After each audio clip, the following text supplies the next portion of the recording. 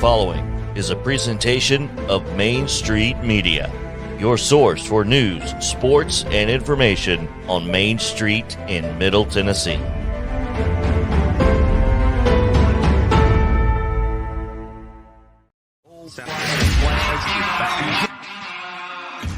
"30 years of the best sports talk in Middle Tennessee, featuring Tennessee Radio Hall of Famer George Plaster, Tennessee Sports Hall of Fame coach Watson Brown, and Young Guns Billy Derrick and Michael Cindric. And now, here's your host, George Plaster.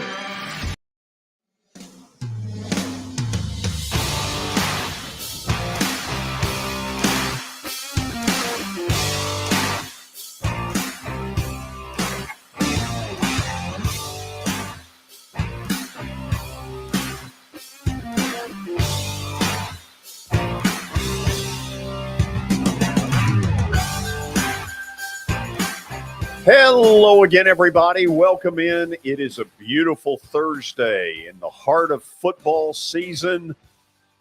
Man, it couldn't be much better. We may need the rain, but the sunshine is very nice, and we've got a great show for you today. So don't go anywhere if you're live with us. Let's head up to the plateau and say hello to Coach Watson Brown. Watson, how are you? I'm live with you, George. I believe that. I'm live with you, buddy. It's wonderful to have you. Oh, I can tell you mean that So good of you to stop by. Yeah. Yeah. Yeah, I can tell how sincere that one was. Can you stay for about an hour and 45 minutes? I think I'll hang with you unless you That's throw me beautiful. off. That's beautiful. Just hang there for a minute. Billy, how are you today? George, I'm great. I'm glad we got Watson for the whole show. We got him booked. We get all that football knowledge. I'm happy about that. Wow. Watson, how sincere did that sound? That was about as sincere as yours. Wow. So you I'm think getting double teamed today. You think he's Double just as bad? George, let's line up in the middle of the camera. Let's center ourselves here. What do you mean exactly? Move towards me a little bit. Okay, fine. How's that? A little bit more. Okay. There you go. Oh, that's beautiful. That's a big old body that needs to move now, so you got to move over a little more. Inertia. Inertia. Is there an earthquake in Nashville anywhere around? It registered a 4 on the Richter. Okay, let's get rid of him. We don't need him for an hour and 45 minutes. Let's say hello to Terry McCormick, who handles our daily Titans update each and every day during the football season. Terry, you sent me something 45 seconds ago, but I was not able to see it. So you just take this and run with me asking this first question. Is Ryan Tannehill more likely to play or less likely to play than you've thought? Ooh, that's a good one. Right now, things are still kind of in a holding pattern. They listed him as limited today at practice. He did not come out for stretch during the open part, but then in individual work, he comes out, he's got a jersey on, a helmet on, and we think, hey, he's going to do some stuff. And he stood around and kind of gave instructions to Malik Willis and Logan Woodside during that time and did not throw one single pass. So I don't know if they're playing the shell game with us and trying to make everybody think that he's going to play when he's not, or if they're truly just trying to take every precaution necessary before they make a decision on him. Okay, take us through other news of importance from out there. George, a couple of things, a couple of other guys who did not participate today. Second straight day, no Jeffrey Simmons with an ankle, no Rashad Weaver with a back issue. Torrey Carter, the fullback, remains out. He missed last week's game. They are getting some guys back in limited fashion. Nate Davis has been practicing again. That's good. Zach Cunningham's been practicing again. That's another good sign. But if Jeffrey Simmons becomes a concern and Rashad Weaver becomes a concern, then all of a sudden this defense that's been helping to carry this team through much of this 4-game win streak would severely be hobbled. Okay, anything new on the trade deadline world? Nothing really going on the Titans front right now that I'm hearing. It's one of those situations where if they make a move, it probably would be something along the lines of a minor player added, maybe something to help with the offensive line, something to help perhaps at wide receiver. Those are probably their two biggest need areas right now as we speak. Do you have any sense of anybody in the wide receiver world they have paid an unusual amount of attention to? No, I mean, one of the things they did yesterday, they brought in this guy, or Monday actually, they brought in this guy, Chris Conley. He's a Right. journeyman type. He's not the second coming of Jerry Rice or anything like that, but he's a guy who can help them out. He's a good blocking receiver, which that's something they really like. And he's a guy who's a big target and can run a little bit. So it was a little surprising, I guess, that he was on a practice squad instead of a 53-man roster, but he was with the Chiefs where they seem to stockpile receivers. And I guess he got tired of waiting for his turn there and took this opportunity to join the Titans. I think he probably suits up and plays at least a limited amount this week against the Texans. Terry, you've been down there before when these two teams have gotten together. There is sort of a natural rivalry there, and I don't blame the people in Houston. They feel like their football team got stolen all these years ago. Is that still a factor at all? I think it is with some of the old time people, the people who are mine and your age, George, probably harbor some resentment against the Titans franchise because, as you said, it was the Houston Oilers and they left town. The younger generation, I mean, you got to remember now there's a whole generation of younger fans who have known nothing but the Texans down there and don't even, the Houston Oilers are just something that grandpa told them about. It's not something that they remember or were ever a part of. So I think with the older generation, they're probably, there's still some people who support the Titans down there and, rather than support the Texans. But I think with the younger group, then the Texans is all they really know. Can we hear from Bud real quickly? Well, yes. Terry, thank you. Good report as always. Thanks, George. Terry McCormick, he starts our show every day during football season with the Daily Titans Update. Presented by the Justin Tucker team with Platinum Realty Partners. They are proven to be trusted with your most personal asset, and they are Middle Tennessee's most trusted team in realty. Give them a call at 615-906-8458. And also, don't forget about Sumner Funeral and Cremation. They are sharing their family with yours in your time of need. Now they've got two convenient locations for you in Gallatin and Hendersonville, and you can also find them online at sumnerfuneral.com. Sumner Funeral and Cremation, traditional, affordable, and dignified. All right, George, let's roll into today's update. We start with some hockey tonight. The Preds are in town at Bridgestone against the St. Louis Blues, 7 o'clock puck drop on ESPN+. George, what do they do? I mean, where do they go from here? How do they find some sort of momentum and positivity? I haven't got a clue. I think this is up to John Hines to light some sort of a fire under this team. They were just downright listless against Philly. And I would contend, Watson, if this goes on for another week or so, his head may be on the chopping block. Well, surely it won't. We won a lot of games last year and it looks like it should be on paper an improved team. So I think it's just getting going here. Get a win, get going, and maybe it'll start. Hockey is, I said it yesterday to Mark, hockey to me is the most equal sport there is. And it all runs hot and cold, and they just need to win one. Maybe tonight they get one, get going a little bit, and then maybe we'll settle in. Well, there's certainly some payback due to the Blues. If you think back to last March, as the Predators were jockeying around for playoff position, there were two huge home games against St. Louis, and they got it stuck up their rear end bad. Yeah. First one was a pretty good game that the Predators lost. I think it was 7-4. The second one was an absolute embarrassment. They gave up 7 goals in the second period, got ripped around 8-2, and most of us were gone by the start of the third period. Watson, I don't know why the Predators are about a 165 favorite tonight. I can't figure out why. They have done nothing in the last 3 weeks since they got home. Something's got to give soon.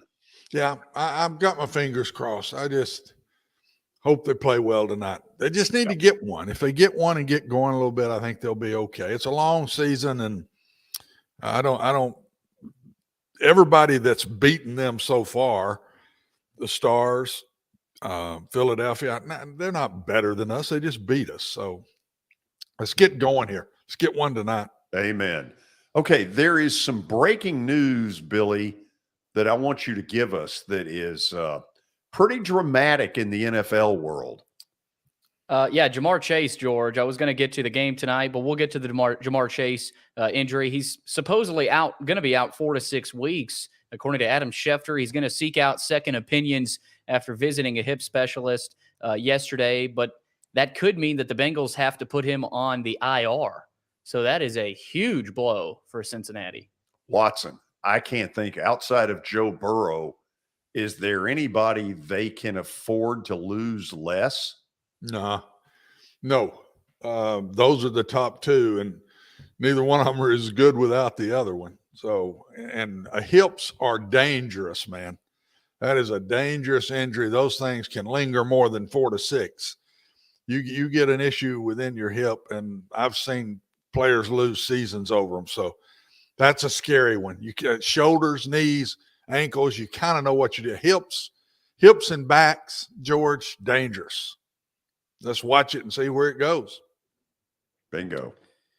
Yeah, so tough news there. George, tonight we got the Thursday night game. It is Baltimore and Tampa Bay. Tampa Bay is a minus 1.5 point favorite in that game. 7:15 tonight on Amazon Prime. The Bucks are banged up. Both these teams are banged up. So this will be a huge win for whoever wins.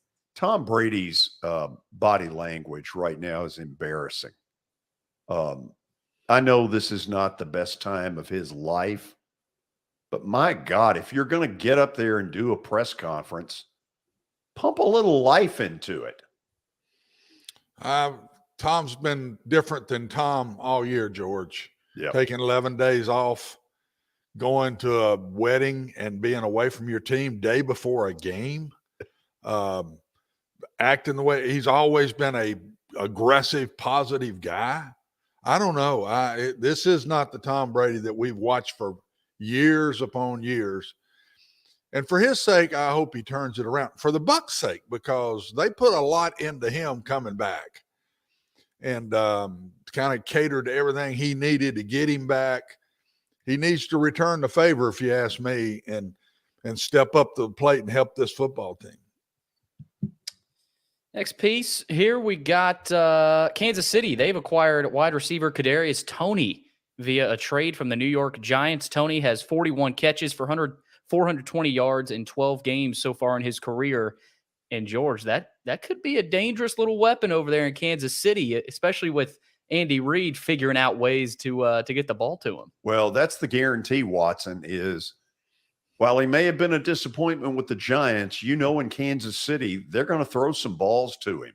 Oh, I think he's a talented kid.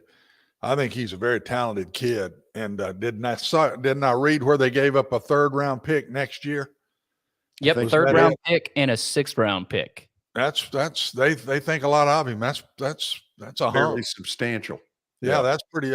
That's if you get 6 picks, 7 picks, I guess, in the draft. That's losing a lot of draft next year for this kid. And I don't see where they're weak at wide receiver. I don't really understand why you're dying to bring him in. What are they missing, guys, that I don't see? I'm seeing receivers make plays. Yeah, I was just going to say that, Watson. They look better than last year so far. I mean, they look better across the board. They're more balanced. Right. Yeah. So I mean, I don't know. I'm surprised. I was surprised about it when I read it to give up that much. And he's certainly not a Tyreek Hill burner. No, but he is talented. I don't think he's being used with the Giants for whatever reason happened there. There's no doubt a change of venue is going to help this kid, but especially going to Kansas City, you're going to have a few balls thrown at you. But we'll see. We'll see how they use him and what they thought they were missing to need him. That'll be interesting with Andy Reid over there and Mahomes. So last piece here, Milwaukee Brewers president David Stearns has stepped down from his role as president of baseball operations. He said today that he just needs a break, and he isn't thinking about taking a job with any other organization. He will remain with the Brewers, though, in an advisory role. So, well, the big rumor is that the Astros are going to court him heavily. Jim Crane's a big fan of his. I think he's from down there. He's done a very good job in Milwaukee. But the rumor is the Astros, who maybe have some more important things on their mind for about a week and a half. Maybe. Yeah. We done? We're done, George. We're done. Okay. After the break, we get this show off to a rip-roaring start. Lindsay Crosby from the Auburn Daily broke a story yesterday that is a weird story with an even weirder reaction from Brian Harsin. And the story essentially is, if you want a red shirt at Auburn, you can either hit the door or hit the transfer portal. We'll find out more about this story when we come back. This is Main Street Media Television.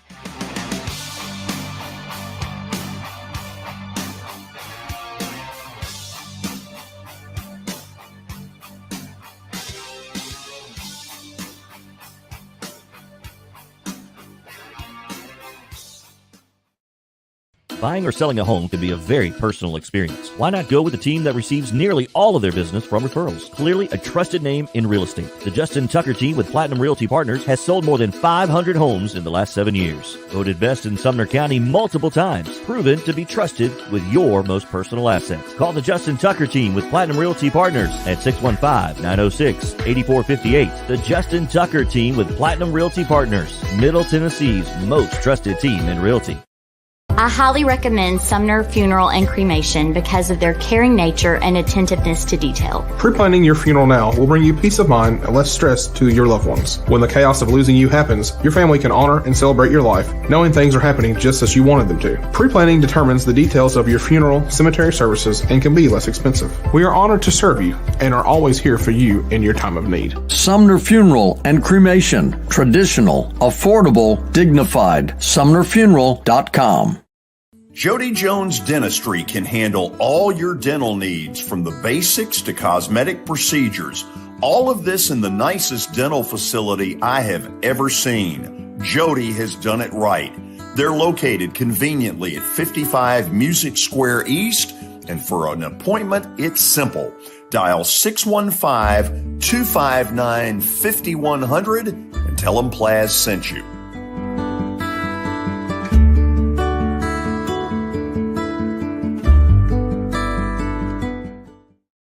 When you're thinking about golf, consider Riverside Golf Links. Under new ownership, the course has improved dramatically. It's now 27 holes, complemented by a 9-hole executive course. Book a tee time now at 615-847-5074 and get ready to enjoy the beauty of golf in the Old Hickory area at Riverside Golf Links.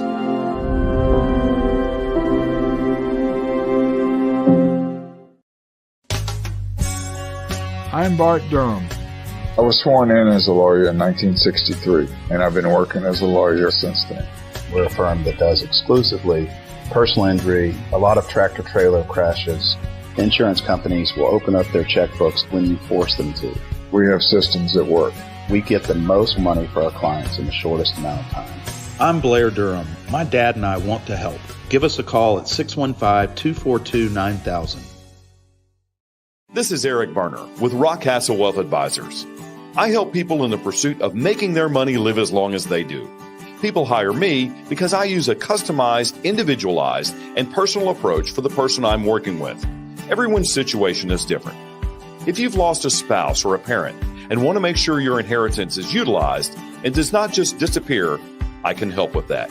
Call me at 615-235-1058 or email Eric at rockcastlewealth.com.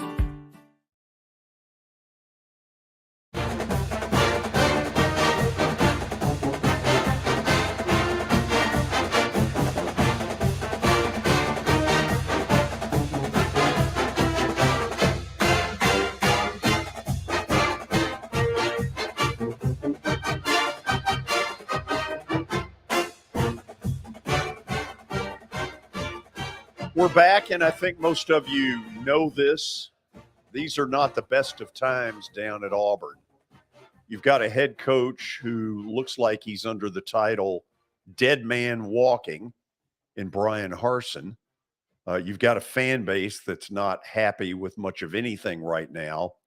And then you get this story that Lindsay Crosby broke yesterday in the Auburn Daily about redshirt status at Auburn. And essentially what he reported was if you want a red shirt, you'll either have to quit the team or go into the transfer portal. And with that in mind, let's say hello to Lindsay Crosby. Lindsay, thanks for taking the time to join us. Thanks for having me, George. I appreciate it. So is that in essence what you reported yesterday?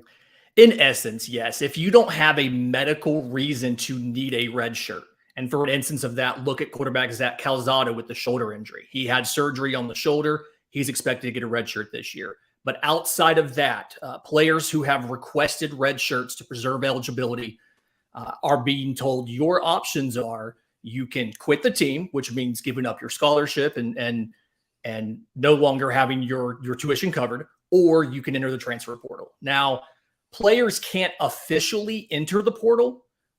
With the new transfer window rules, you can enter the portal the day after the college football playoff field is set or the day after your head coach is fired. So they can't enter the portal now, but they're having to declare that they are entering the portal. And we've seen 4 players this week go ahead and announce they are leaving Auburn after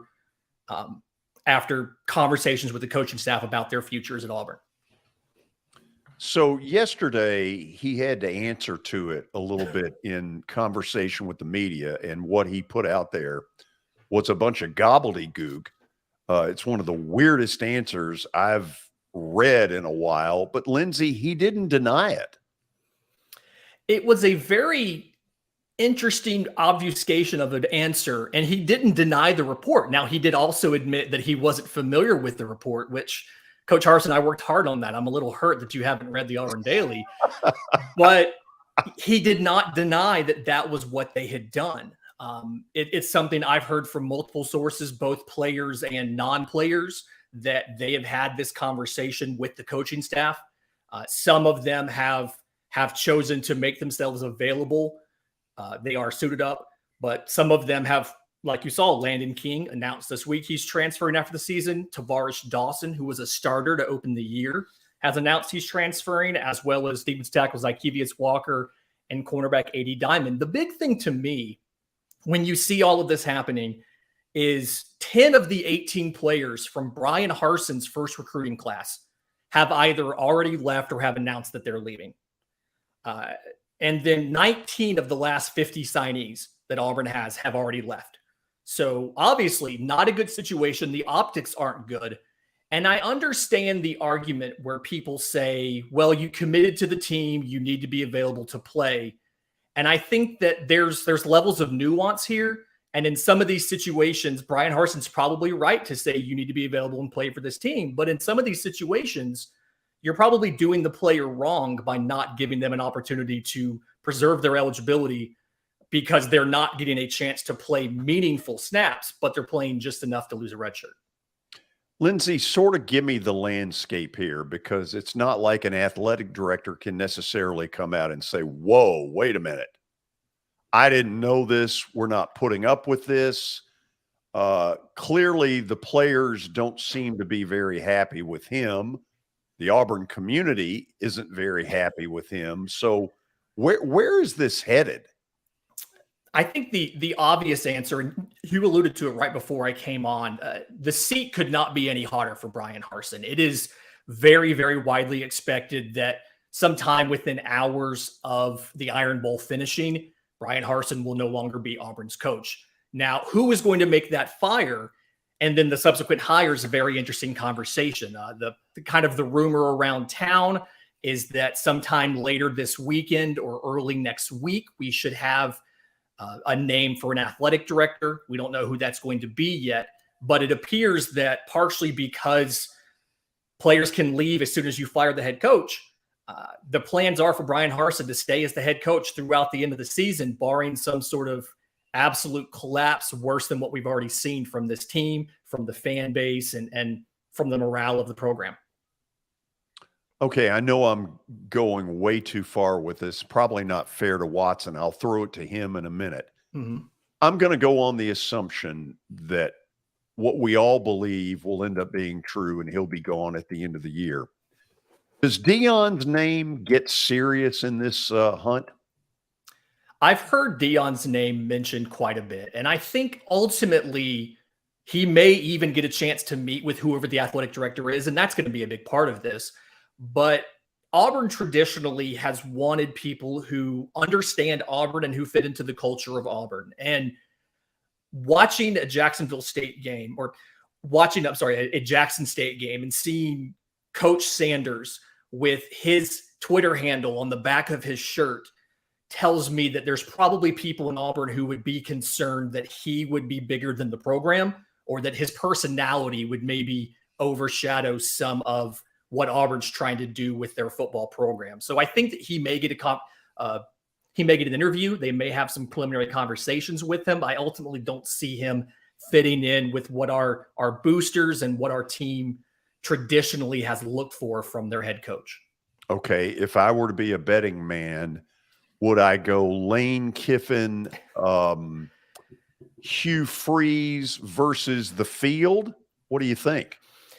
If you give me that list, it's really tempting to take Kiffin or Freeze, simply because it's people who are familiar with the SEC and who everybody knows. Now, the question with Kiffin is, would Auburn be willing to spend the money required to get him to leave Ole Miss and come to Auburn? The question with Hugh Freeze is, what does the SEC office in Birmingham do if you try to bring Hugh Freeze back to the SEC? You have to think that if he would have been back already with all of the hirings we've seen, whether it was Arkansas or South Carolina or Florida, you have to think if the SEC office were open to it, he would have already been here. So it's tempting to say Freeze and Kiffin, but I might take the field, simply because I think Auburn's going to look for somebody who's not going to be a flashy or splashy hire, but they're just going to come in and build a program. My kind of dream hire is Jeff Grimes from Baylor. It's somebody who hasn't been a head coach before, but has been a good recruiter, knows the SEC,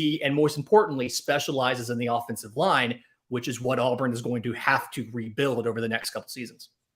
Lindsay Crosby, Auburn Daily, with us here on the show. Watson, what do you got for him? Lindsay, thanks for coming on with us. Being in this crazy business as long as I have for all these years, this is weird. I've dealt with red shirts forever. Mm-hmm. And you get mid-season, you're half the season's gone, you're hurting at a position. You've got a kid that's good enough to play. You go to him and you ask him if he wants to do it or not, but it's your call. It's not fair for us to take that away. That's kind of been the way. Go home, talk to your parents, come back and let us know. Did he do this with one kid, or has he stood up in front of the team and said, I need you now. If I call you out, you got to play. If you don't, it's just go on and get out of here.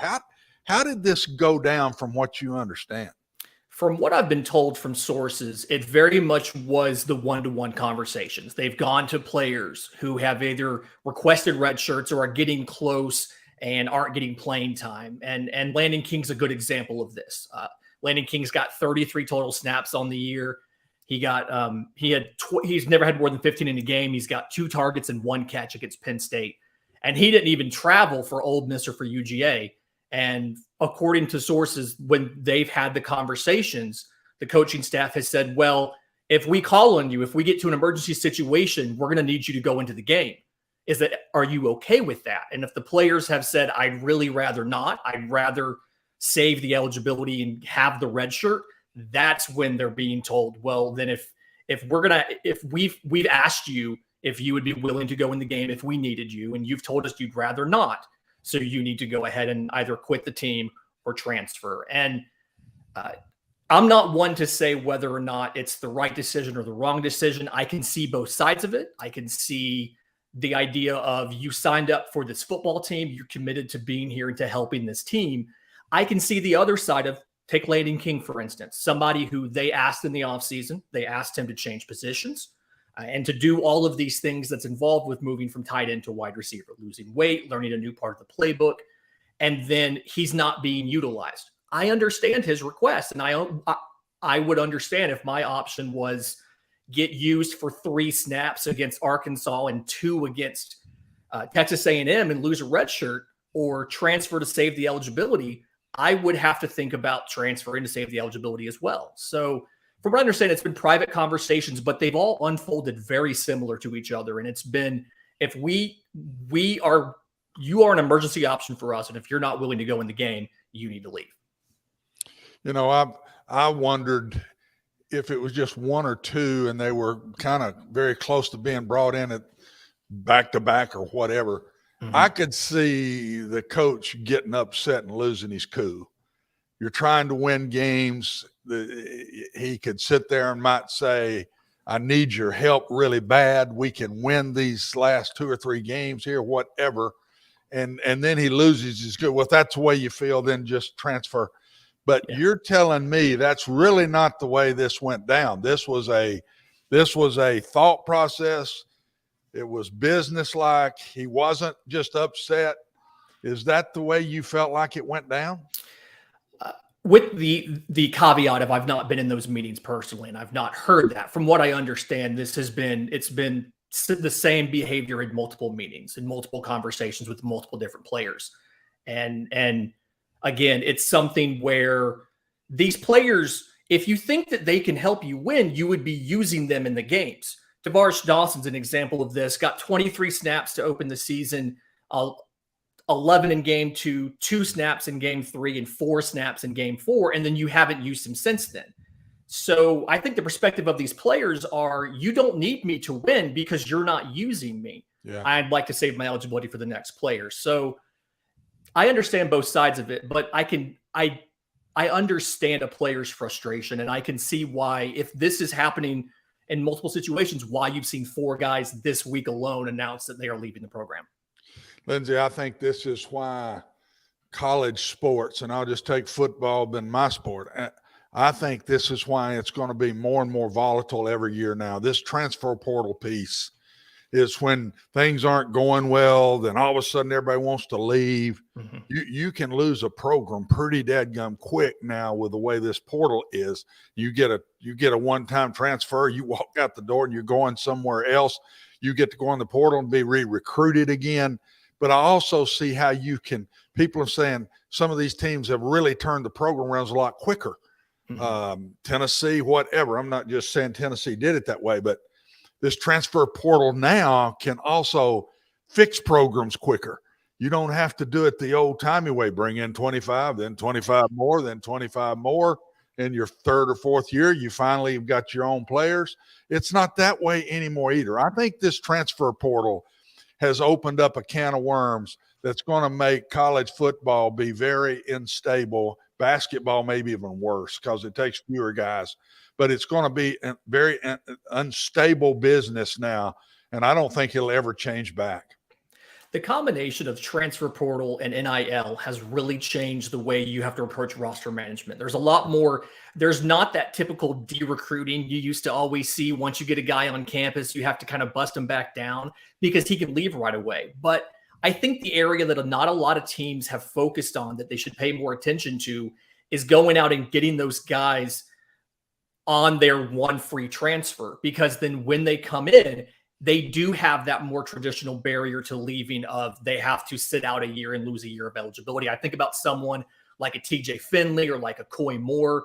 Auburn brings them in from LSU. They don't have a free transfer left. And so for them to transfer out of the program, they have to either sit for a year or graduate and use their grad transfer.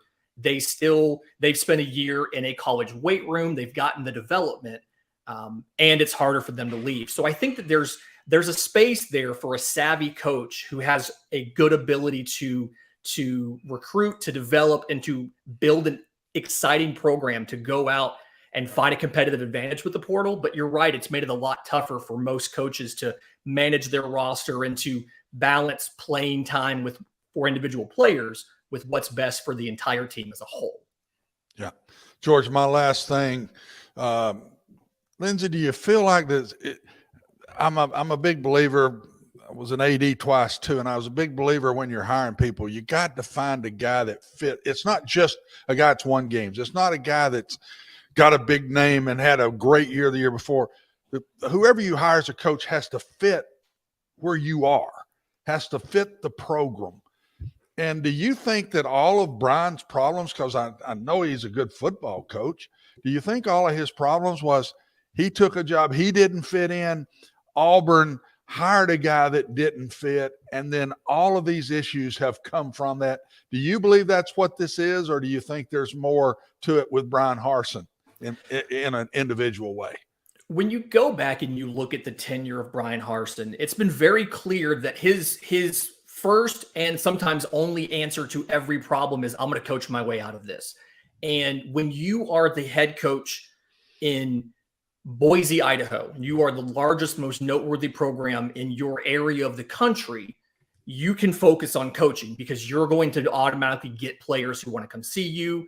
You are the biggest thing in town. When you are in the SEC, sandwiched between the two greatest programs in college football right now in Georgia and Alabama, you have to do so much more than just coach. You have to recruit.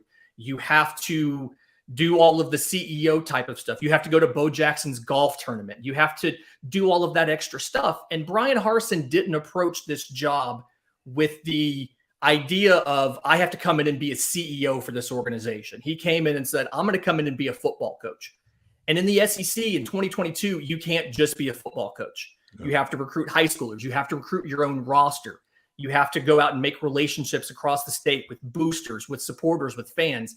And Brian Harsin didn't do any of that. And in retrospect, if he had come in and done some of that, I don't know if Auburn's season would have been better, but I think you would have seen more fan and booster support behind him because he was putting in the effort in every phase, not just on the field. Yeah. George? See, I got 45 seconds for a ridiculous question. Okay. If he wins at Alabama, does he get a third year? At this point, I don't think he does. I think if he won out the rest of the season, he probably still would not get a third year. Okay. I think that sort of says it. Lindsay, thank you so much on short notice for doing this. Thanks for having me. Appreciate it. Lindsay Crosby, Auburn Daily, joining us here on the show. After the break, the latest news on University of Tennessee football and stadium renderings at Vandy. Stick around. This is Main Street Media Television.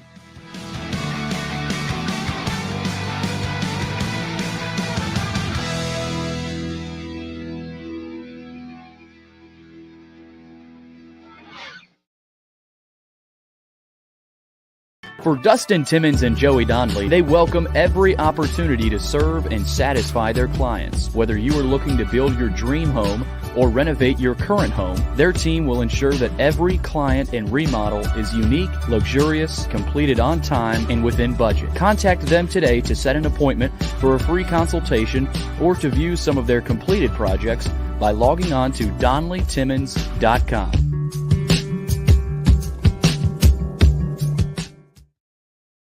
At WellSkin Dermatology and Aesthetics, we pride ourselves in providing access, innovation, and a patient experience second to none. Access to care and treatment when you need it. Innovation with medical-led cosmetics and various on-site technologies for full-service treatments with a customer experience that is calming, casual, and effective. Independently owned, providing medical, surgical, pediatric, and cosmetic dermatology and more. Visit WellSkinMD.com to schedule your appointment today. WellSkin Dermatology and Aesthetics. Access to healthier skin.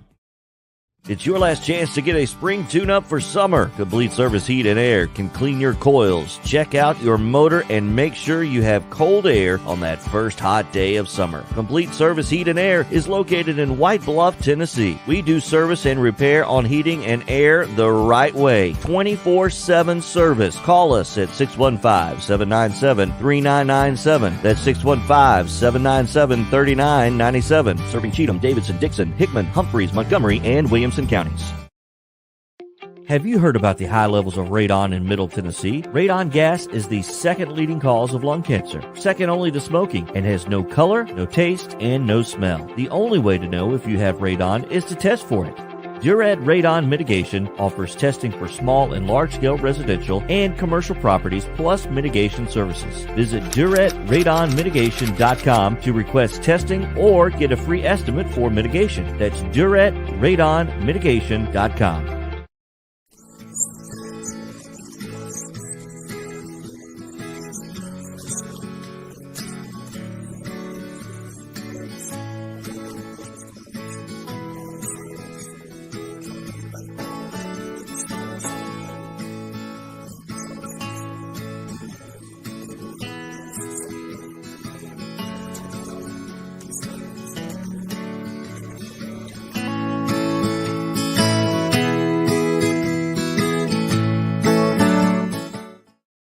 Since 1865, the First Baptist Church of Gallatin on Winchester Street has served its community by catering to the least, the last, and the lost, providing a church of welcome used by God to save the lost, transform the saved, and impact its community. As a proud multi-ethnic congregation, Pastor Derek Jackson personally welcomes you to join them in fellowship Sunday mornings at 8 in person or at 1045 in person or online at firstbaptistgallatin.org. First Baptist Gallatin on Winchester Street, serving with open arms as a true church of welcome.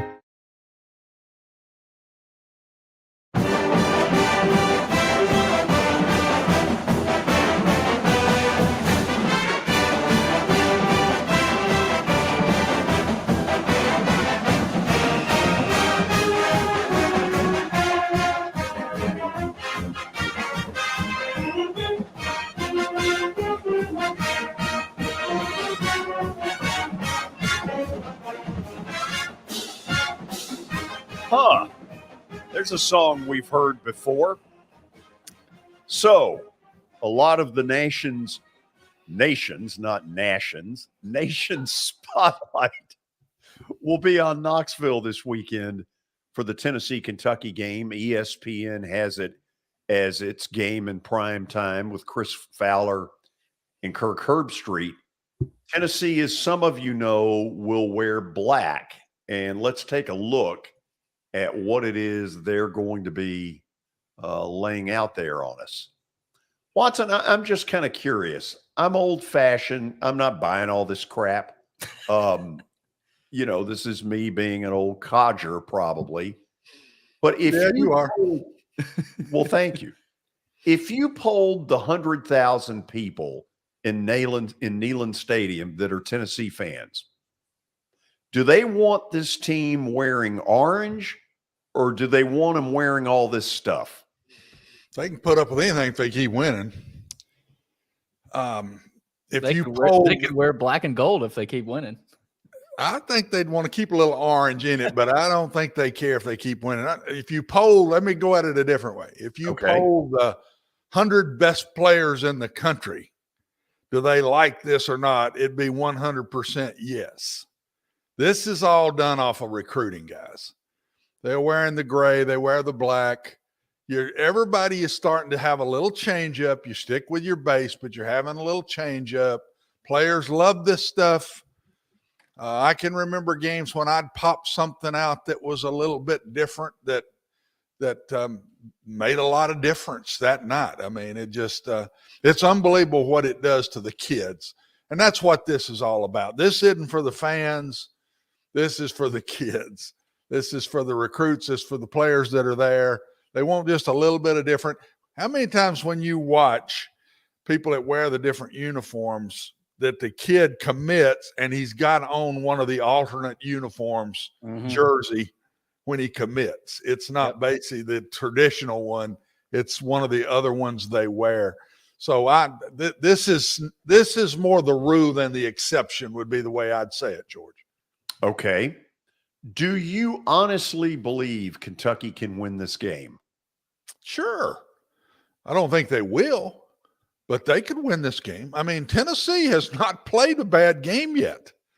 Tennessee has played up to very strong standards, especially offensively. Maybe not defensively every week, but offensively, This bunch hasn't had a bad game yet, George. Just look at the quarterback stats, for God's sakes. I mean, they're out of sight. So, yeah, I worry about this one more than Georgia. I think if they win this game, I'm telling you they're going to beat Georgia in Athens. I'm already saying it 10 days before it happens because I don't think Georgia can outscore them. But this is the game that scares me of all the ones they've had so far. This is the game that scares me the most. Okay. Let's go to your alma mater and mine. Apparently, this is Release Stadium Renderings Week. Not to be outdone by the Titans, Vandy has put out 2 different looks of what their proposed what's the word? I don't know if it's refurbish, remodel, redo, revamp, renovate. Thank you. Watson, just making it look better. Let's get a reaction. This is the little bitty end zone right now, which serves very little purpose. Give me some thoughts. What is that behind it? Is that a new locker room, coach's office? That's the basketball facility. So that's where the basketball men's and women's locker rooms and meeting rooms and everything is going to be different. Yeah, that's really different. So all of that area right there would be basketballs used to be able to use that right in front of when they walk out their doors of their offices. And, yep. And I'm not big on that. Not that it means anything. I'm not big on that at all. I don't know why that would not be football related, man. You could use that piece right there big time on Saturdays for football. So I don't know. It's nice looking. It doesn't look like there's any seats. Maybe they've cut out most of the bleachers. Looks like there's maybe 3 rows of bleachers on the bottom. And the rest of that's probably for use with, I guess, maybe unless they're shutting basketball down on football day and just using it for football. It's very nice looking. I like the shot with the board up above it and all that. I'm just not big on the basketball piece looking into the football stadium. Okay, let's take a look at the other rendering that they have put out there. Was there not a third one that gives you more of a look of the press box side? These are the 2 best. These are the 2 latest pictures of the renderings. And I think this is a little bit more. Is this outside the stadium or is this the end zone or part end zone on the other end? What is this here? I don't know what this is. This view is from the basketball facility that we were just looking at. So that the other end is being torn down. What's on the other end down there? So the other end, it looks like a little bit more seats than the other end zone we were looking at. But you see another video board. I don't know if you can see it, but another video board there on the left side. But I think that's the more appealing end zone. Well, what's in that end zone, Billy? Do you know? I don't. When Candace was on, she was talking about how that's going to be a straight connector to Magoogan, essentially. So they're expanding Magoogan, and that's basically going to be, that connects across, so there won't be a street there anymore. No, they're blocking off that street right there. Yeah. Well, they're losing stands unless they're going up. They're losing seats then, correct? Because that's a lot of end zone seats gone right there. Yeah. Definitely decreasing in capacity, which that's okay. It's a private school. They're not going to be they're never going to get up into the big numbers. I like the looks of it. I don't want to be negative because I'm not negative. I just don't like the thought of not using the football stadium for football, and that would be basketball in that end zone. But again, that doesn't mean much. I mean, I would think there'd be a lot of people not feel that way. That's just a little bit of the way I would feel about it. I don't mind having basketball in there, but have part of that, take the building out further for basketball, but have a little bit on this end where it's football stuff that's looking out to the stadium. Yeah, I haven't thought about that. Could be boxes, could be a lot of different things. I don't know. I think I needed to see sideline to sideline. Yeah.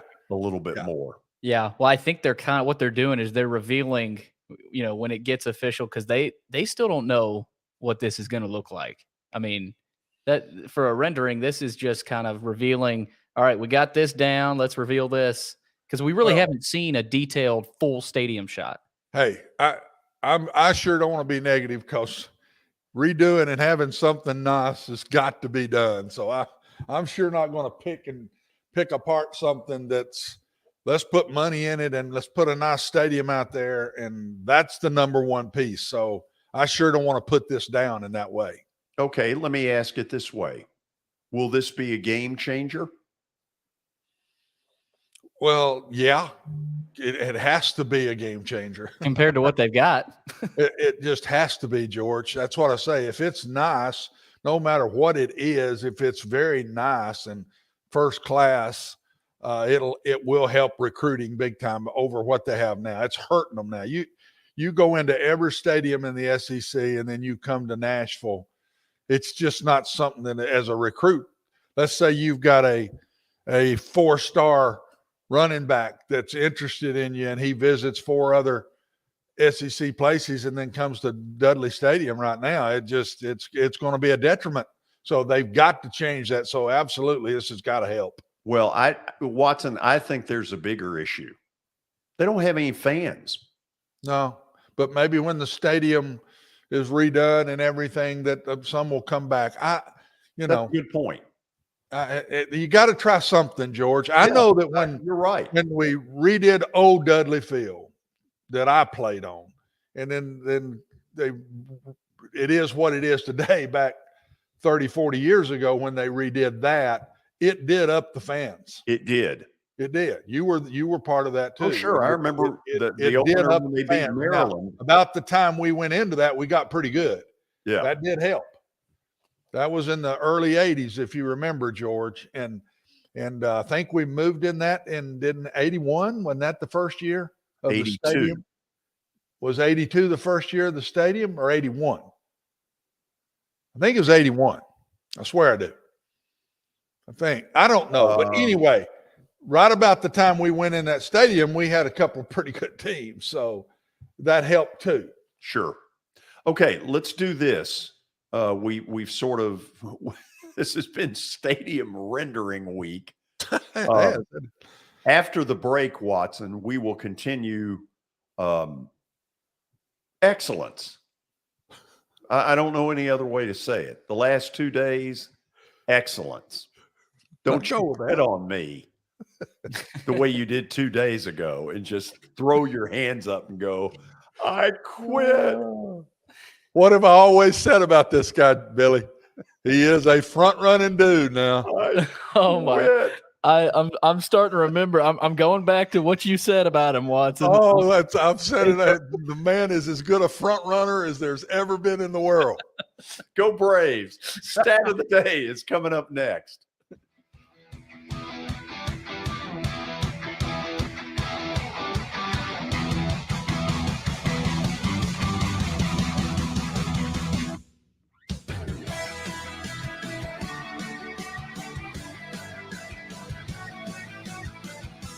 Serving Williamson and surrounding counties, Bone and Joint Institute of Tennessee offers comprehensive orthopedic care with 16 subspecialized physicians. Our practice provides high-tech care with a hometown touch. We offer physician clinics, physical and occupational therapy, advanced imaging, and surgical services, including interventional procedures. Call us at 615-791-2630. We're Bone and Joint Institute of Tennessee. High-tech care with a hometown touch.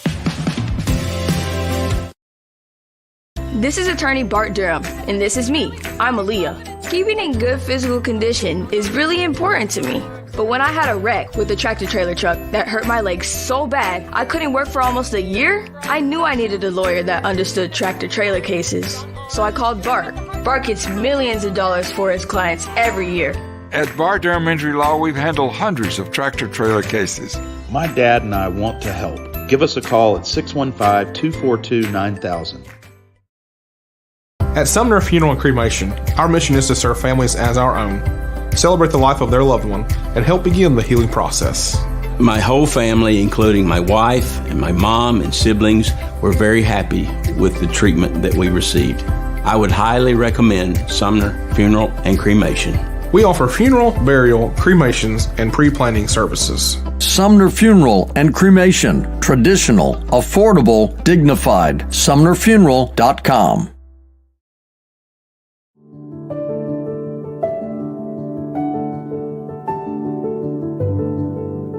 Welcome to the Omni Nashville Hotel. Urban elegance with a vintage touch. Our 800-room hotel opened up in the fall of 2013 with 746 guest rooms and 54 suites.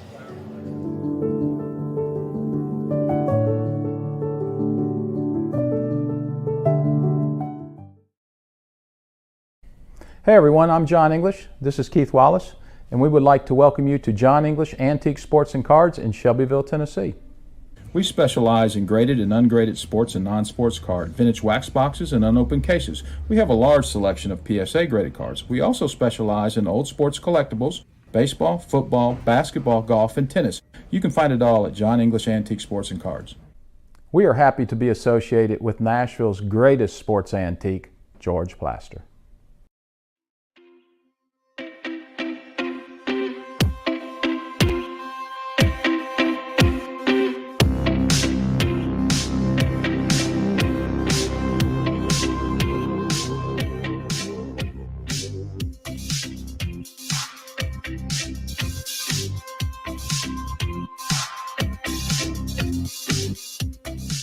Welcome back into the George Plaster Show. It is now time for Stat of the Day. It is powered by John English Vintage Sports and Cards over in Shelbyville, Tennessee. They've got memorabilia, trading cards, antique and historical sports equipment, games, advertising, and many other different sport-related items. Of course, they are open Tuesdays through Fridays from noon to 5 o'clock and Saturdays from 10 a.m. to 5. You can find them online at JohnEnglishGradedCards.com. Also, Eric Berner with Rockcastle Wealth Advisors. Give Eric a call at 615-490-7052 or visit rockcastlewealth.com for more information. All right, let's get into today's stat of the day, as Michael has fired another good one at us for today, and the front-running George and Watson are trying to keep it rolling. What is the only NFL matchup this week where both teams have a winning record? Oh, Lord. Well, we can eliminate the Titans. George. Ravens. Can you look up there the schedule? No, I'm not going to schedule this week. I'm not going to cheat. Is that cheating? That's not an answer. Well, but you find a schedule that doesn't show the records. That's what I mean. I don't think that's cheating. I don't even know who plays each other. I haven't seen the schedule yet. Watson, I'm going to try and help you here. Okay, good. Ready?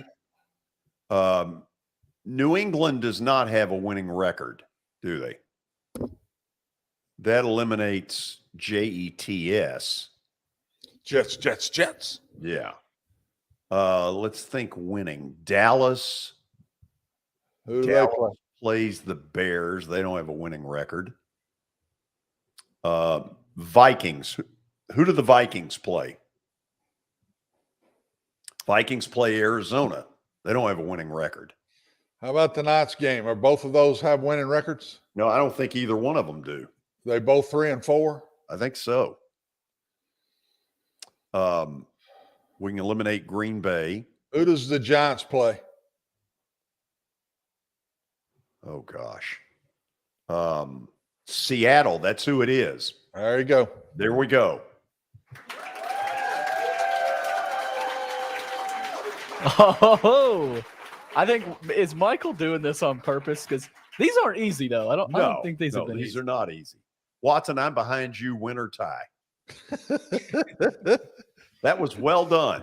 Oh. We're cooking with gas. Well, you had to help me because I didn't even know who the Giants played. So you got us started. Got us started. Okay, have we reached officially the 5 o'clock hour? We sure have reached the 5 o'clock hour, George. That's exciting. Yes, it is. That means it's almost time for underdog picks. But first, we got to talk about Middle Tennessee Bone and Joint. I know Darren was in on this sponsorship last time he was in with us, so he'll be excited for this. Darren, they combine state-of-the-art orthopedic service with a family atmosphere. Whether it's a sports injury, a sprained ankle, or a major joint replacement, MTBJ has the staff, training, and equipment that you need to take care of any patient in any circumstance. You can find them on the web at mtbj.net.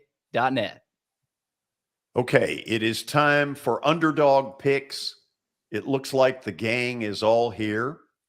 I see as we get them up on the board, I see Darren in the left corner. Darren, what was the injury that you sustained the day before our 8-hour draft marathon in 2003? Dislocated shoulder. Yeah, playing flag football. Yeah, flag football. Yeah, Watson will be proud of that. Yep, I'm proud of you, Darren. Yep, flag football. I got to be honest. In fairness, I got tackled. He tackled me in flag football. Who is he? I don't know the culprit's name because I was out of it and put in an ambulance and taken to the hospital. Oh, wow. Yep. Willie, when we hear that, even though we were mad that we were having to do all that work the next day, when he says dislocated, it's hard to get all that upset. Well, it was not good. I was quarterbacking the team at the time. I was representing the station. I will say that we rallied to win in honor of Darren after he left the game injured. We did rally to win. We got a big 2-point conversion caught by the 6'8" tight end, Justin Steele. The big Sasquatch. Yeah. So which station was it? Because we've been at several. Yeah, we have been at several. This was a couple stations ago. 2003, what year? I think that was still 99.7. W whatever. This is going to be good today. I think George is on a roll. I think this is going to be good today. Welcome. We used to have this thing, Watson, when we would go to the phones and somebody would hang up on me. I'd go, John and Dixon, welcome to W whatever.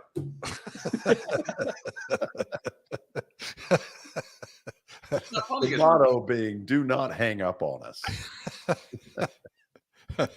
Okay, so the gang's all here. Willie, give me the traffic update. The traffic update, man, I'll tell you, it is not easy to get east-west it is at rush hour traffic, but I made it. It had, I think, about 4 minutes to spare. I kind of was I was that guy, Darren. I did kind of swing around. Waze was changing routes on me. Yeah. And so around the roundabout, you know where the roundabout is? Oh, yeah. On Music Row, that area. I was not in the proper lane. And it was then telling me, Waze was telling me to get on the highway, and there's this long line, and I just pulled the end around. I swung around and went into a lane that wasn't really a lane to get on the highway, and I just kept going. And did Waze adjust? Waze adjusted. What I was gonna say, I couldn't blame it on Waze. People just didn't. They're gonna have to understand. Yeah. Mm. Wow. Just think if you had won. It saved, according to Waze, 7 minutes.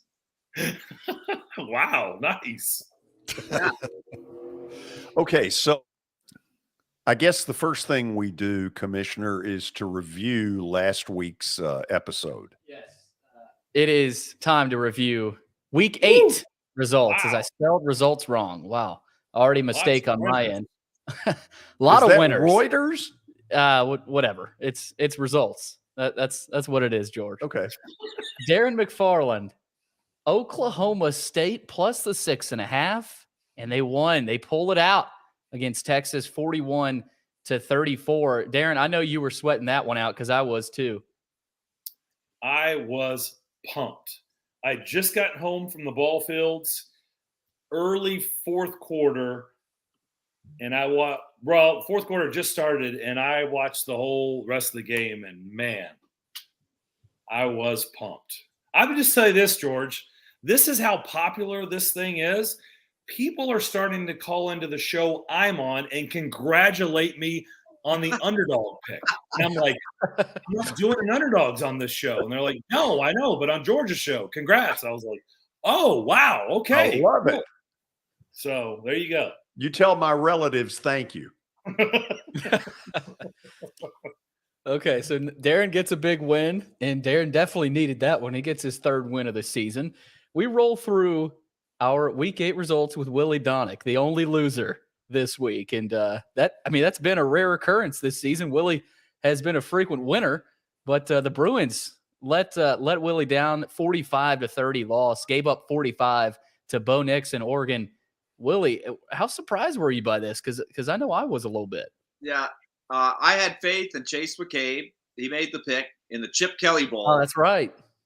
Chip Kelly going back to Oregon. I thought it had a great story to it, but it really did not come to fruition there. That was really never close, was it? Not really, no. So what does this do to Chase's status? That's what I was going to ask. I really don't have any other options, so I'm kind of stuck with Chase as my backup guy. Really? So it's not out of any great feeling for Chase. It's just simply you're stuck. Yeah, I mean, he did get me a win the first time, so he's 1-1, which is not a bad underdog record when you get down to it. My other choice is Mahoney, which remember the general used to have his son come on and make the pick when he couldn't make it. So that would be my emergency plan. Along those lines, George, can I ask a question about fill-ins? Just because I don't know how this works. You guys know in 2 weeks, I go to the mountains. I disappear to the mountains, which I've done this trip for like 15 years. So I will not be with you guys for 2 weeks. I have someone in mind to fill in, but do they have to sign any like paperwork? Do they have to be sober? I mean, are there any stipulations? Because I was thinking about asking Greg Pogue, but I just want to make sure that you don't have to answer paperwork or anything like that. You have to have insurance. Hey, Darren, they have to have their COVID shots. As long as they've had their COVID shots, you can get on this show and pick. That's the one stipulation. I got a great line that I don't think I can use. Can he dress in a Santa suit? Is that okay? Oh my God. Have you talked to Poggy about it? No, I am not. I want to make sure there's no rules before I ask you. No rules, just right. Okay. What was that? I have no clue what that was. Willie, wasn't that Bloomin' Onion? No rules, just right? Bloomin' Onion? What was the name of? Yeah, that they advertised the blooming onion. Outback. Okay. Those are good. I can go for a good. No rules, just right. You could be right. I'm not 100% sure. I do think there's a special ceremony though the commissioner has to hold. You have to be sworn in as a picker. Yeah. So we didn't do that with Chase, but we may have to do that with Darren. With Poggy, there might be a little dicey there. So I'll come up with a plan, and I'll make sure everyone knows when you got a pinch hitter, you gotta have some stipulations there. So we'll figure something out. But George, the Liberty Flames, give me liberty or give me death. Is that what they say? That's what I said. Liberty wins 41-14 over Brigham Young at home, up on the mountain. Hugh Freeze fired up. He may not be there next year. George. This was a coaching mismatch. Major. You got Hugh Freeze versus Kalani Sitake. Need I say more? You don't need to say anything else. Everybody got really quiet there. So nobody said anything. Watson doesn't dare say anything because I went after a coach. We know how that fraternity is. Hey, you can get on me and I never say a word. I mean, Willie and Darren said nothing. I'm very happy.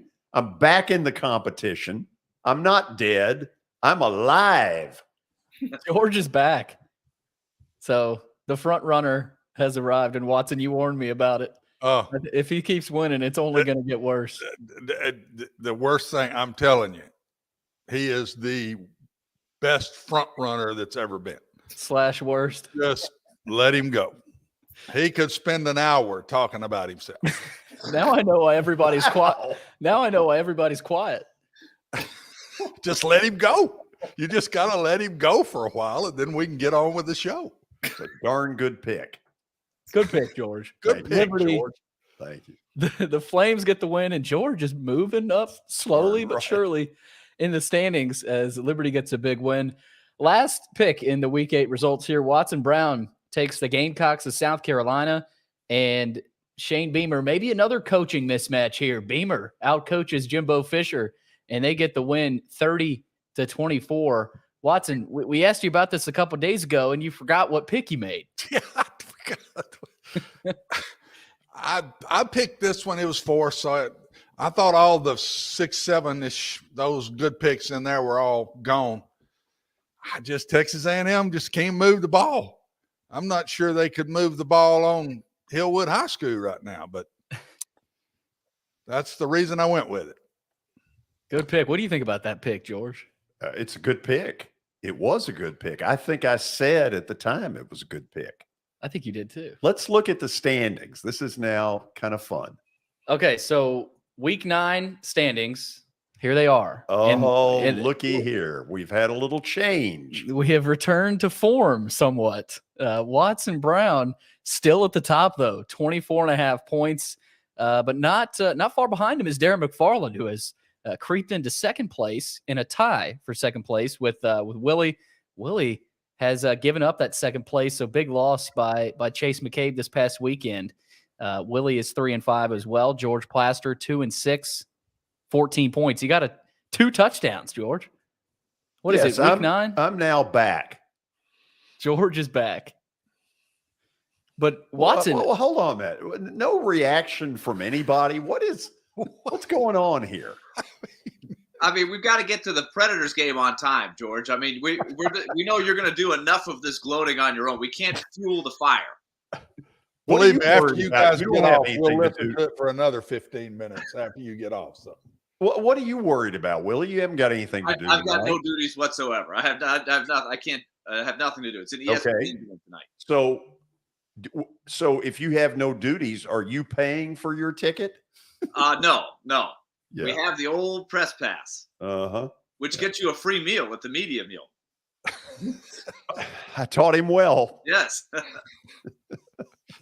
Okay, let's do this. We'll go to the break, and then what is the order of picking? Let's see here. The order of picking is Watson Brown, as we showed up here, Darren McFarland, Willie Donick, and then you, George. So that is the order. And I'm excited. It's a big week. This could be statement Saturday for Underdog picks. I don't know. This is not a great week. No, this isn't a great week at all. It's a crappy board. Y'all don't like the board? No. I didn't like it. I get first pick. We'll see what we scrounge up when we come back. This is Main Street Media Television.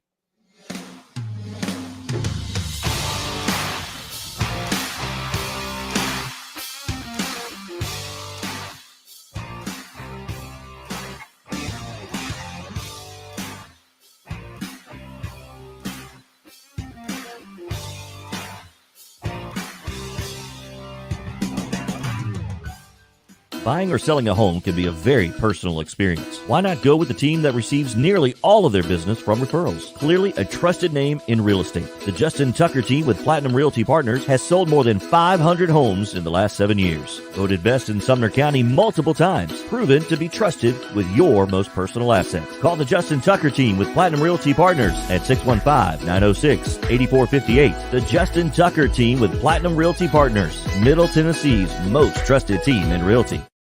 I highly recommend Sumner Funeral and Cremation because of their caring nature and attentiveness to detail. Pre-planning your funeral now will bring you peace of mind and less stress to your loved ones. When the chaos of losing you happens, your family can honor and celebrate your life, knowing things are happening just as you wanted them to. Pre-planning determines the details of your funeral, cemetery services, and can be less expensive. We are honored to serve you and are always here for you in your time of need. Sumner Funeral and Cremation. Traditional, affordable, dignified. SumnerFuneral.com.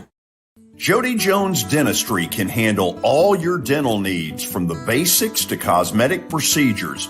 All of this in the nicest dental facility I have ever seen. Jody has done it right. They're located conveniently at 55 Music Square East And for an appointment, it's simple. Dial 615-259-5100 and tell them Plaz sent you.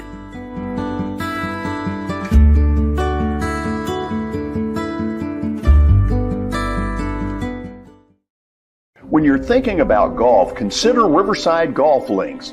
Under new ownership, the course has improved dramatically. It's now 27 holes, complemented by a 9-hole executive course.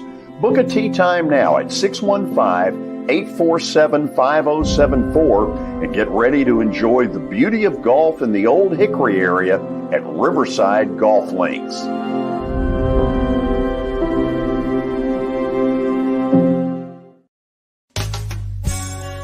I'm Bart Durham. I was sworn in as a lawyer in 1963, and I've been working as a lawyer since then. We're a firm that does exclusively personal injury, a lot of tractor-trailer crashes. Insurance companies will open up their checkbooks when you force them to. We have systems that work. We get the most money for our clients in the shortest amount of time.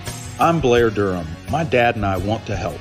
Give us a call at 615-242-9000. This is Eric Berner with Rockcastle Wealth Advisors. I help people in the pursuit of making their money live as long as they do. People hire me because I use a customized, individualized, and personal approach for the person I'm working with. Everyone's situation is different.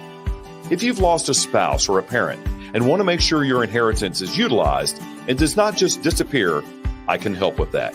Call me at 615-235-1058 or email Eric at rockcastlewealth.com.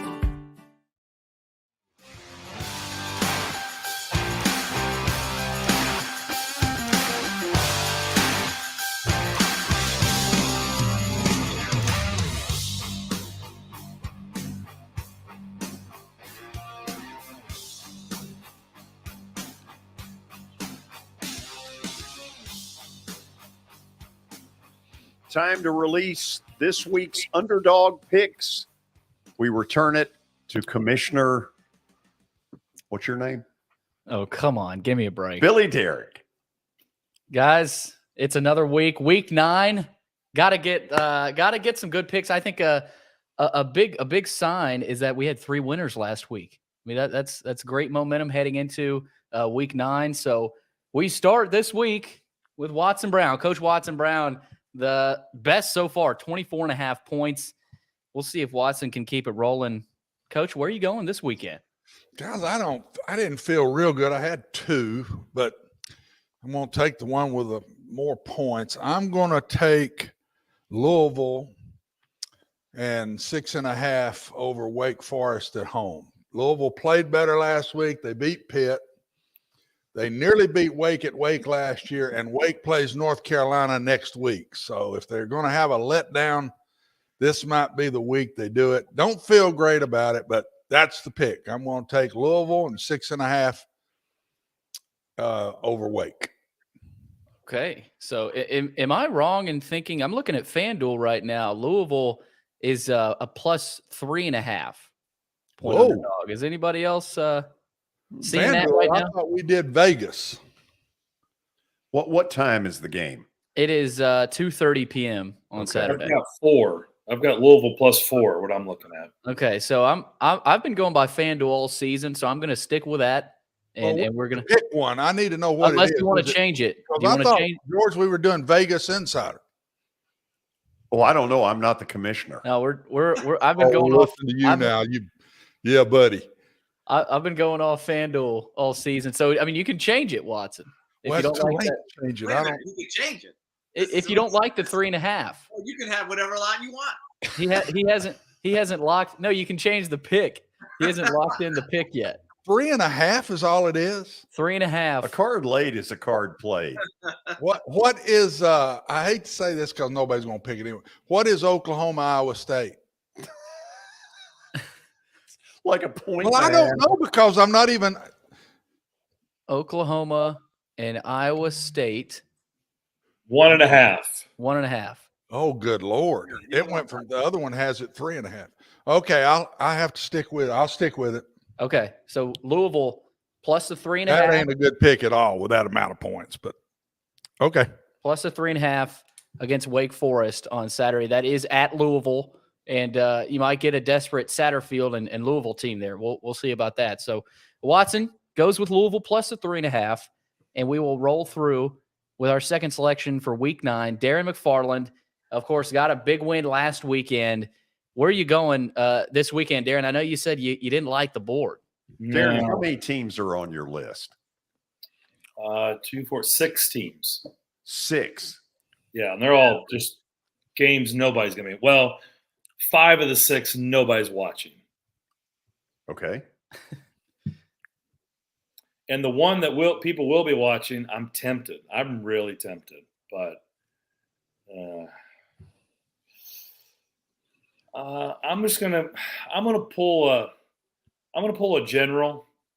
I'm gonna pull an Al Dorsey and just go, general mission seats only. Bring your own lawn chair game. I'm gonna go Eastern Michigan plus 6.5. Wow. Eastern Michigan plus 6.5 against Toledo at home. Yeah. That is at 11 a.m. So early kick. Darren, help me with what you know about Eastern Michigan. They're green. They're green. Yeah. Anything else? I mean, has it come to this? They're 5-3. That's all I got. That's beautiful. Okay. So I think that's the first MAC pick of the season, I think. And as they oftentimes say about this time of the year, Watson, once you go MAC, you cannot go back.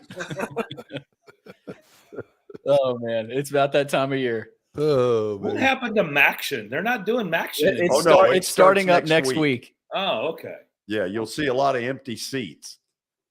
Well, that's the best part about it. Look, the main reason is because that number, like 6.5 and 7, has been working. Those type of games have been working. So I'm just kind of sticking with that theme. Yeah, I feel like you've gone with either 6.5, 7, 7.5, around that touchdown range all season. It has worked. So, yeah, Darren, rolling with the old method here in week number 9. Willie, you are up next as you try to kind of rebound after that tough Chase loss last weekend. Big one for you this weekend, Willie. Yeah, we're looking for a bounce back. I'm going to go out to the Pac-12, and I am going to select Washington State. Wazoo. Both teams are coming off of a bye week. They're playing against Utah. They're a home dog. Utah lost to Florida earlier in the season. They're sort of, they were supposed to be the thing out of the Pac-12, and it really hasn't happened for them. Is that tonight? That is tonight. That's tonight at 9:00. Yeah.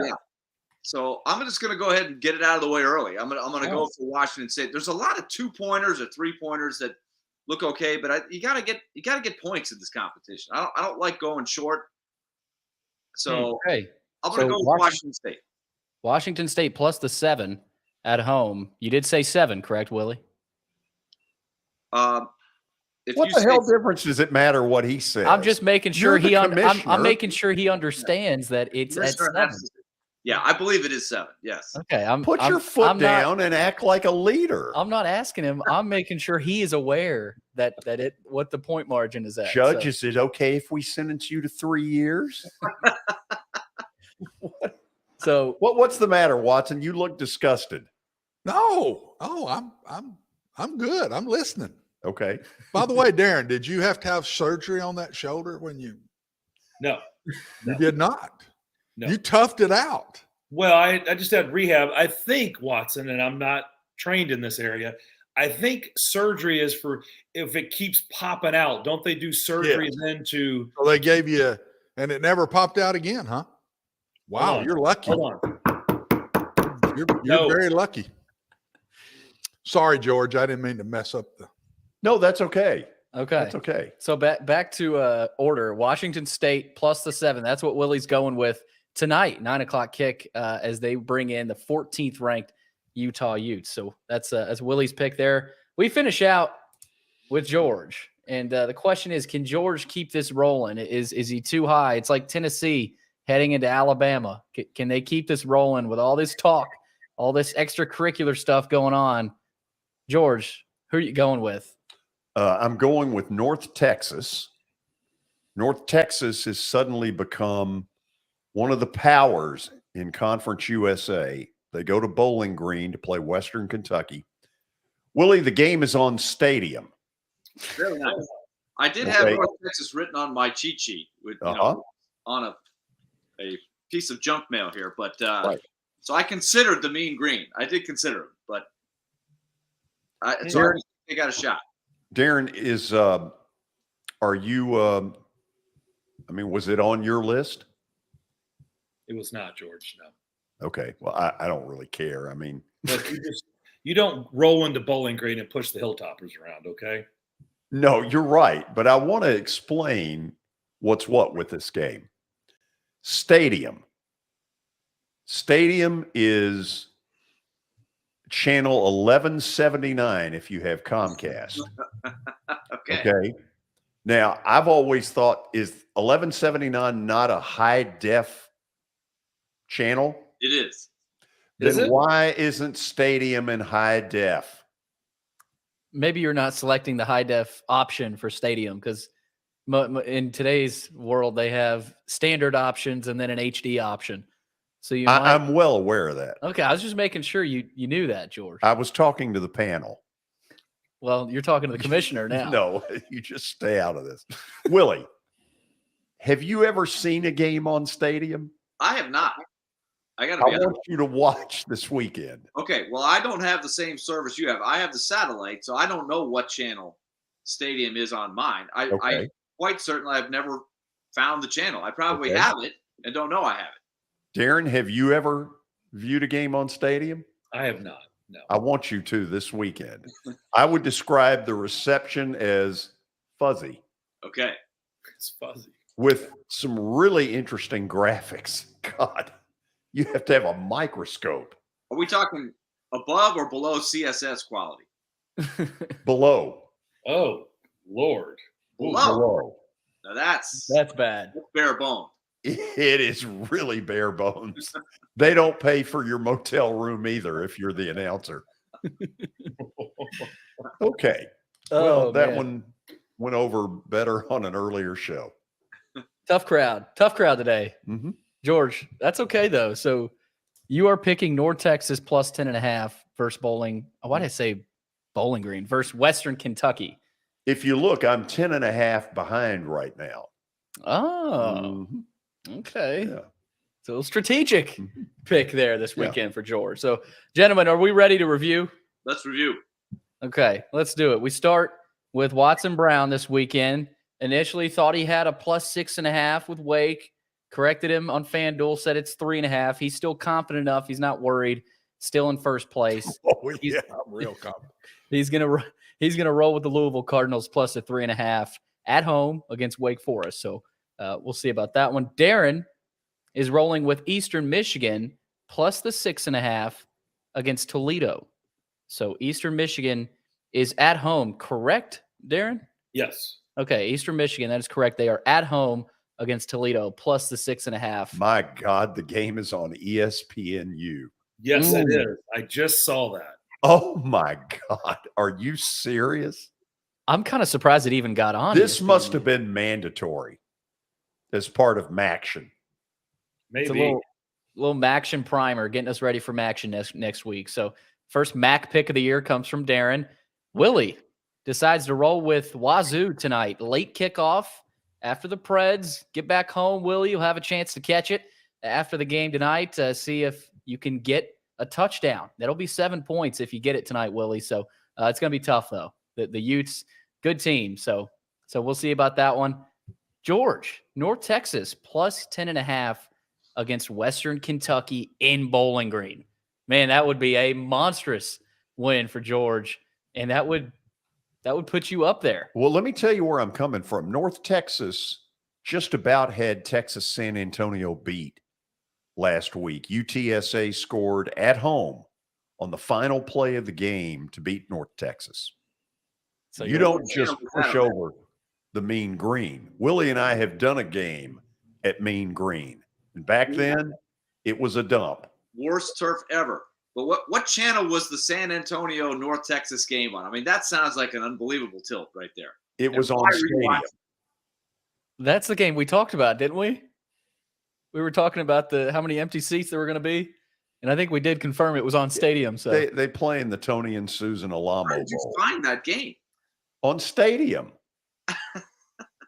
But you just were flipping channels and you realized that there was a thing. Really, if you are watching that game, you are watching it for one reason and one reason only.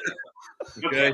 Let's just be honest. We won't speculate. What is that? What is that reason, Darren? You're a sicko. It's legal in the state, okay? We can talk about it now. That's beautiful. Are we done? Oh, that's it. Mm-hmm. Gentlemen, good luck this weekend.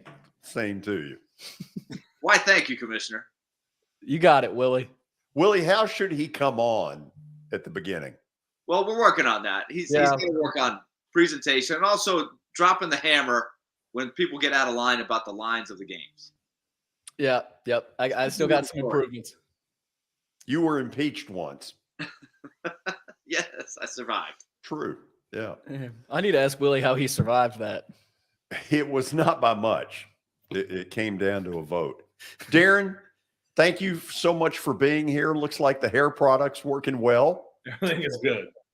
Looks like you got a tan. It's still no. Oh no, I don't have a tan. No tan?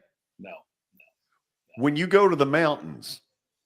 By the way, I do have a sweatshirt on, just so you know. I know I'm very white, but I do have a sweatshirt on. Okay. Okay. Willie, good luck tonight with whatever it is you'll do. Well, thank you. Well, good luck. That means good luck doing nothing. I'll be doing nothing. But right. Being there. Why don't you sit in the penalty box instead of the players? Oh, wow. Oh, yeah. Kind of drew blood on that one, didn't we? Turn in a hurry. That was a problem last week. Yeah. Yeah. Let's see to it that it doesn't. Guys, I really appreciate it as always. Go Eastern Michigan. What's their nickname? No idea. Okay. That's good. Let's go with Bobcats. I don't know. Yeah. Willie? Preds tonight. Yeah, we need it. We need it. See y'all next week. All right. Good luck, guys. Bye, guys. We'll go to the break, and then we'll hear from MTSU football coach Rick Stockstill.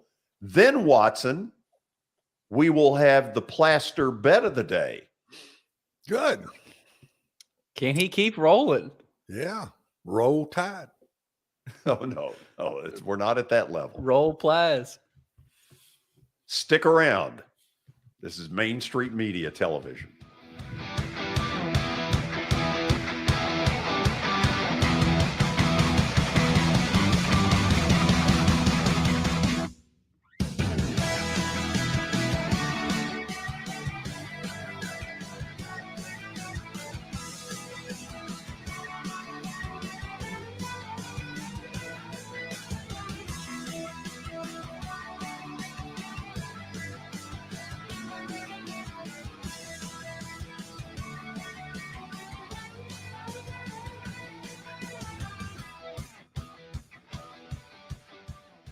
For Dustin Timmons and Joey Donnelly, they welcome every opportunity to serve and satisfy their clients. Whether you are looking to build your dream home or renovate your current home, their team will ensure that every client and remodel is unique, luxurious, completed on time, and within budget. Contact them today to set an appointment for a free consultation or to view some of their completed projects by logging on to DonnellyTimmons.com.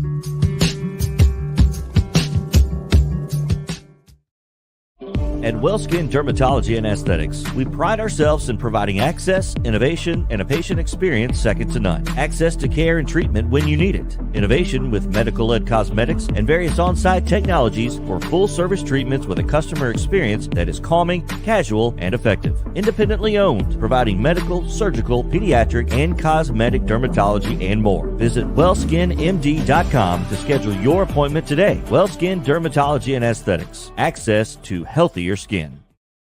It's your last chance to get a spring tune-up for summer. Complete Service Heat and Air can clean your coils, check out your motor, and make sure you have cold air on that first hot day of summer. Complete Service Heat and Air is located in White Bluff, Tennessee. We do service and repair on heating and air the right way. 24/7 service. Call us at 615-797-3997. That's 615-797-3997. Serving Cheatham, Davidson, Dixon, Hickman, Humphreys, Montgomery, and Williamson counties.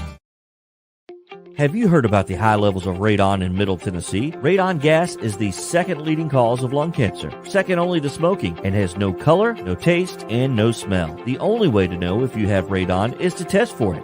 Duret Radon Mitigation offers testing for small and large-scale residential and commercial properties, plus mitigation services. Visit DuretRadonMitigation.com to request testing or get a free estimate for mitigation. That's DuretRadonMitigation.com.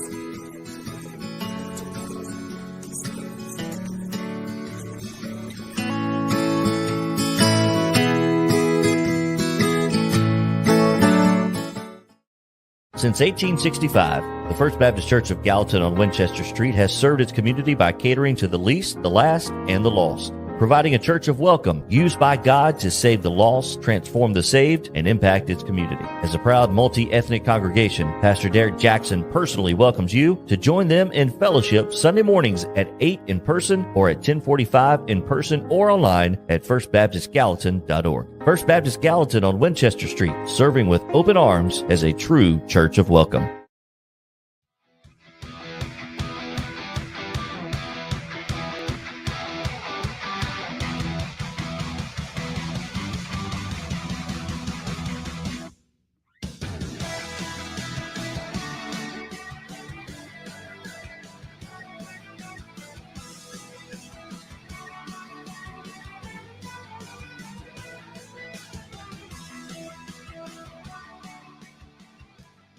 MTSU gets back into action Saturday after a bye week. They're on the road at UTEP. And earlier today, our own Lewis Maddox caught up with Blue Raider head coach Rick Stockstill.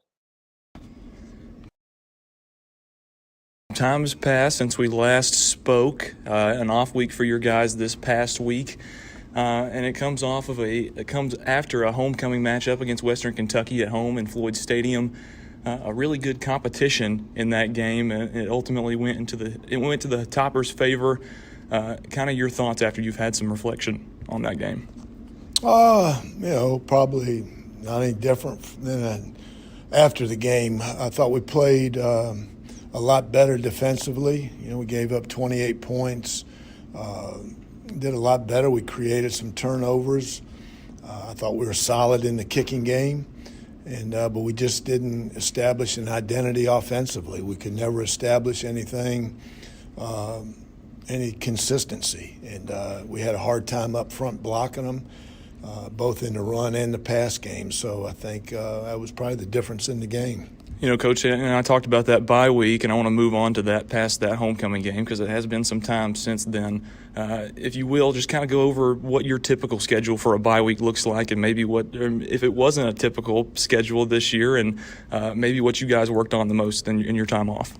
It was pretty similar to what we've done in the past. We met Sunday after the game and watched it and talked about it. Monday was their day off, and then we practiced Tuesday and Wednesday, and then the coaches went out on the road Thursday, Friday, Saturday recruiting. The players, like I said, practiced Tuesday and Wednesday, lifted weights Thursday, and so they had Friday and Saturday off, and we came back Sunday and practiced and met and everything, getting ready for UTEP. And a lot of success and a lot of ups and downs through the first half and some change of the season leading up to the bye week. You played a lot of good programs, especially in the past 4 weeks of the season. How do you think the timing of this bye week will help your guys through the remainder of the season? Well, I think it's good. They've been going at it since August 1st. So, you go 2.5 months, of practicing games and everything. It takes a toll on you mentally as well as physically. So, I think we came back, we're fresher mentally, obviously, and then the guys that are playing, you take, 3 or 4 or 5 days of getting hit off your body helps you. And then I don't think we're getting anybody back from an injury standpoint that have been hurt, but for the most part, we're fresher mentally and physically than we were, this time 2 weeks ago. Now as we move into Week 9, you'll be traveling on the road once again, going down to El Paso to face the Miners of UTEP. That's a team that played last week, got a field goal margin victory over Florida Atlantic. A little bit of confidence boost for those guys. Now 4-4 on the season. Your thoughts on them through this point? They're a really good team. They're 4-4, like you said. They beat Florida Atlantic at the buzzer last week. They beat Boise State a couple weeks ago. They're 3-1 at home. It's a tough place to play. It's a tough place to get there. It's a late game, so we've got to be really mentally and physically tough when you go on the road and play somebody like this. They're a ball control. They want to run the ball and play action pass you offensively, and then defensively they're all over the place. They're going to blitz you. They're going to play man coverage. They're going to pressure you with different stunts and different blitzes, on every down. So they're really good in the kicking game. They ran a punt back for a touchdown against Boise State. Their kicker has kicked 51 career field goals, and he's 15 out of 16 on the year. So it's a really good football team. Yeah, they've won their last 3 out of 4, the Miners have, and they've shown in those weeks that they have been able to put up some points on offense. And going over to your defense, I think a lot of people would agree with me in saying this. They've progressed a lot as the season has gone on, especially in that game against WKU in Floyd Stadium a couple weeks ago. It's got to be it's got to be a big confidence boost for your team to go into here playing the way they are on defense with the guys that the Blue Raiders have to play an offense like that, and it should be a good matchup. Yeah, I think you're right. We played better defensively against Western Kentucky than we did against UAB and San Antonio. We didn't play real good those 2 games. We played good against Miami, and we didn't play those 2 good games there, UAB and San Antonio, and played better at Western. So we did a lot better job of keeping the ball in front of us against Western. We didn't give up explosive plays like we had the previous 2 weeks. So I'm hopeful that last week's performance would generate a little bit more confidence in our guys defensively than the previous 2 weeks. Coach, you mentioned the running game for UTEP, and it's definitely worth noting. A team that comes in and they like to have a physical kind of mindset about them, and that's kind of their mantra. And I think the running game, everybody would agree, has gotten better for them over the past 4 weeks, where they've had some success. 2 guys in the backfield, kind of just like UAB, that can really be a workhorse for their offense. What's the key for your defense to limit that running game? Well, we got to be good on first down, because if you can be good on first down defense and force them into second and third longer situations, then it gets them out of their comfort zone and, it makes them want to throw the ball or make them have to throw the ball a little bit more than what they want to. But their quarterback is a really, really good player. The backs are good. They had a 72-yard touchdown run last week against Florida Atlantic.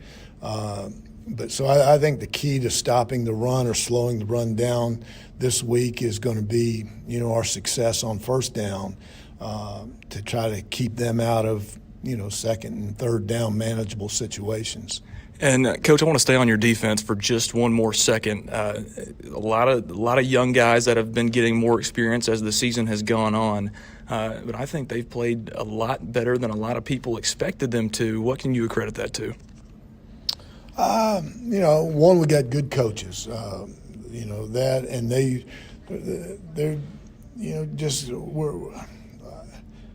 they work hard. Our players work hard every day. They care.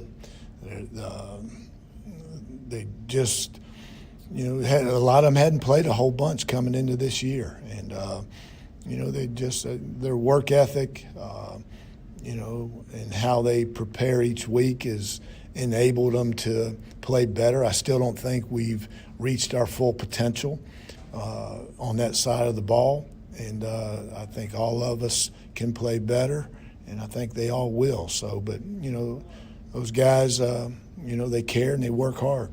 And Coach, if finally, if you got any in your mind, some overall keys to the game for your Blue Raiders to get the win in El Paso this weekend. One, we got to stop the run defensively. We at least slow it down. That's the key on that side of the ball. Offensively, it always starts with protection. You got to protect the ball, and then we've got to become consistent. We can't, we've got to be able to run the ball efficiently. We don't have to rush for 300 yards, but we got to rush the ball efficiently. We got to be efficient, and we got to protect and play better up front. And if we can do that, then it'll give us a chance to win the game. Coach, good luck against the Miners this weekend. We'll talk again next week. You got it, my man. Appreciate you. UTEP is very much improved from what they have been the last 2 or 3 years. Watson, when you were coaching, did you have a set pattern for what you did if you had a bye week? No, I always thought it was what your team needed at that point. If we were really tired, we would back off. If we were young and still not getting there, we'd take it and have a couple of pretty physical practices. So no, I don't think so. I made that trip to El Paso many times. That's a tough trip. It's a long flight. You're playing late at night from your time zones, and successful when we went out there every time we went. But it's a different trip, and it's not an easy trip at all. And good time to go with an open date before it. I think that'll help him. If you're really tired, then you got to make that trip. That's a tough way to go. I know we got to get to bet of the day, but Watson, from a school you coach at a school like Tennessee Tech, Stockstill at MTSU, is it different? Is it totally different when you have to fly? Or does that not come into effect for the players, as opposed to if you just got a bus ride, mentally they're like, okay, this isn't that bad of a trip, or does that not really play into it? Nah, kids, as much as you have to fly in today's world, now not at Tennessee Tech, but at UAB, we pretty much flew everywhere. Right. The conference was spread out all over the place. So flying, if we took a bus, we always said take a bus 3 hours or less. Other than that, we'll probably fly wherever we're going. And we never lost to Memphis in my time and never took a flight to Memphis. We always bussed. So I don't think buses bothered us too much. Actually, I took a bus out of Memphis. Okay, you ready for bet of the day? You doing it? Okay. Yeah. Let's get to it. It is time. Watson, I've got the calculator out. Winning percentage. Man, I didn't think it'd be this bad, Watson. But here we are. It's time again for Plaster's Bet of the Day, powered by Bart Durham Injury Law. They have aggressively protected the rights of a broad range of victims of car accidents and personal injury in both Tennessee and Kentucky. If you too have seen your life interrupted by an injury on a highway, in a hospital, or at your workplace, let their attorneys do the work fighting for the full financial compensation that you need. Learn more about Bart Durham Injury Law by logging on to bartdurham.com. Okay, let's get to the result last night. The Tampa Bay Lightning pulled it through. What's up with the NBA and the NHL working here for you? 58-60 record now with back-to-back NHL NBA games. Watson, that's 49.2%. Oh, that's up from 48.7. That's good. Oh, that is shameful. Go ahead. You going NBA or NHL tonight? I mean, that's what I would do if I were you, George. Oh, no. You got to go with the football game. Watson, I don't know. I mean, neither one of them are playing with any zip at all. I went with Tampa because they're home and the same old Thursday night stuff that you've got less time to prepare. I need to see Brady look halfway interested. I think he will tonight. I think enough's enough. So if he don't tonight, I'm going to say look out. Only negative I'd have about tonight is that offense Baltimore runs so different than the rest of the league, and they didn't have very long to prepare for it. And that would be the only negative I see for Tampa, but I think I'd pick Tampa over Baltimore. I hope he's right. You got his approval, George. Well, because here's what the strategy is, Billy. We win tonight. We have about 5 games tomorrow for the weekend, and we come back on Monday over 50%. Man, and you got all the football we need. I don't know if you know this, Watson. I told George this before the show. From here on out, we got 27 straight days of football on every day with Maction starting next week. So we'll have a lot of opportunities. I mean, this is the best time of year. No doubt. This is when Mac ball starts coming into play. Mm-hmm. So it's their turn. It's Plaz ball. Plaz ball. Man, front runner time. We're out of here. Let's put Watson back up there for a second.